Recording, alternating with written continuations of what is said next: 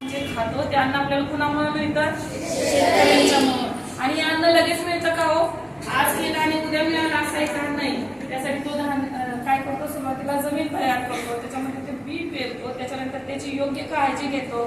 ऊन, वारा, पाऊस या सगळ्या गोष्टींची कमा न बाळगता तो दिवस रात्र अहोरात्र कष्ट करतो आणि त्याच्यानंतर जे मातीतून तो सोनं पिकवतो, म्हणजे जे अन्नधान्य पिकवतो ते आपल्याला नंतर अन्नाच्या स्वरूपामध्ये आपल्या ताटामध्ये येतं. तर त्या शेतकऱ्याप्रती कृतज्ञता व्यक्त करण्यासाठी आपण आजचा दिवस साजरा करतो, तो म्हणजे कृषी दिन. मग शेतकरी दिवस याला म्हटलं जातं. तर आता आणखी तुम्हाला आता कृषी दिनाची तर माहिती झाली.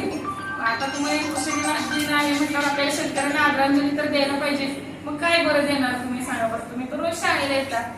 मग आता तुम्ही शेतकऱ्यांची विषयी कृतज्ञता कशी व्यक्त करणार? बरोबर.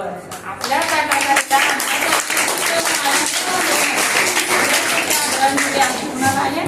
शेतकऱ्यांप्रती आहे. त्या शेतकऱ्यांप्रती जर तुम्हाला कृतज्ञता बाळगायची असेल तर तुम्ही काय करायचं? तुमच्या शाळेच्या दुपारच्या सुट्टीत पण तुम्हाला मध्यान्ह भोजनाला वगैरे भात वगैरे येतो की नाही? मग आई जो डबा देतात त्यातला एकही अन्नाचा कर वाया घालवायचा नाही.